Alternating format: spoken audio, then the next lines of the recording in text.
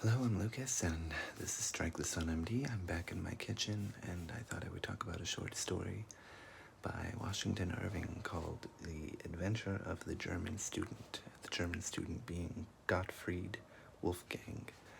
Um, Let me talk about it a little bit first, and then I'll get into some specifics. I won't spoil it, like I think I spoiled A Man of the World by Hemingway last time. I won't spoil too much. Just enough to get you interested, I guess.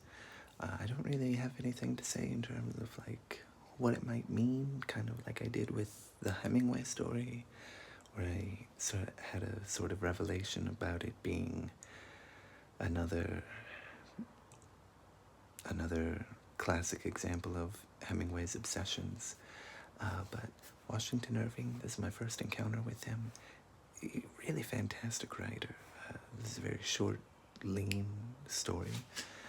It's a horror story about this young student who's from Germany, and he's deeply troubled and paranoid, and has all these.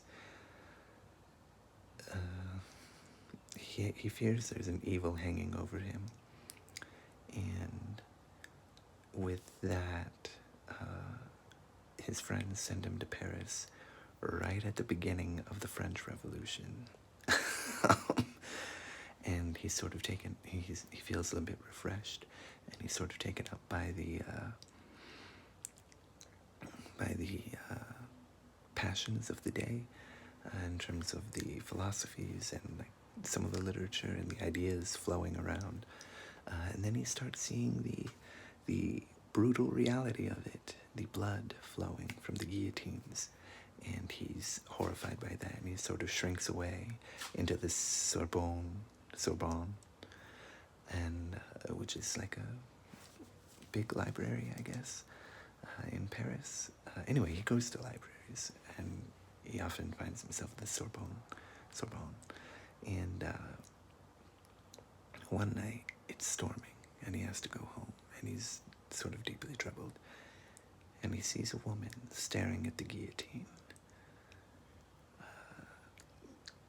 Funny thing about this woman, he saw her the night before in his dreams. So that's sort of the hook I'm going to leave you with. Actually, I will talk a little bit more, but anything beyond the next little bit I want to say is going to be the rest in spoilers, so be wary of that. Anyway, yeah, I'm not entirely sure what to make of it in terms of like what's the meaning, but as far as the execution of this narrative, I mean, how he writes it, everything leads to a certain path, I guess is what you could say, and it all makes sense, and some of the foreshadowing that he does is well done, and I recommend reading it. I'll leave a link for this. Now I will say the rest of what happens, because it's crazy. The story is insane. This woman he sees, okay, here we go. This woman he sees, he approaches her sympathetically, and he's trying to get her out of the rain because it's pouring, and she is sort of lost, completely lost and destitute, and he says, "So surely you have friends." "I have no friends." "Well, you must have a home." "My home is the grave," which is concerning, considering she's there in the Place de Grave. I hope I'm saying that right.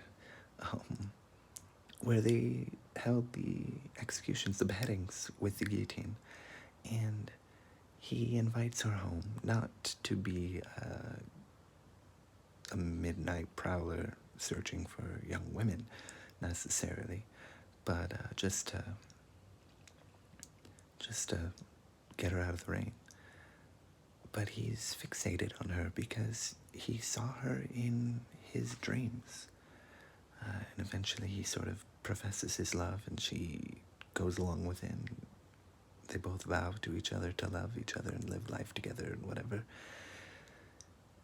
They go to bed, and he wakes up, and she's cold, and she's dead. And he gets the police, and the police come in and say, "What is this woman doing here?" "Oh, what do you mean? What, do you know her? What's wrong?" "Yeah, I know her. She was executed. She was beheaded last night, or beheaded yesterday." "I'm sorry, what?" I should have seen it with the foreshadowing, but anyway, he goes insane, and he dies in a madhouse, as it says. And then we find out, with another plot twist, this is a story being related to a young student who I guess would be us. Because the young student asks, is this fact true? And he says it is basically without a shadow of doubt, because I met the man in the madhouse. I don't know if he was visiting or if he was in the madhouse and was left or escaped or got out, but I've got some notes here. The older gentleman telling the story to the student, is he a teacher? I don't know. He has a haunted head. And as we know, the guillotine takes off the head. This story is about a man who feels troubled and feels like evil is hanging over him, meaning some kind of haunting. And with this woman, the police show that, oh look, head falls off with the woman. And I don't know what I'm supposed to make of that. It's very strange. I don't know. But I love it, and I recommend you read it. I'll leave a link. Thank you. Bye.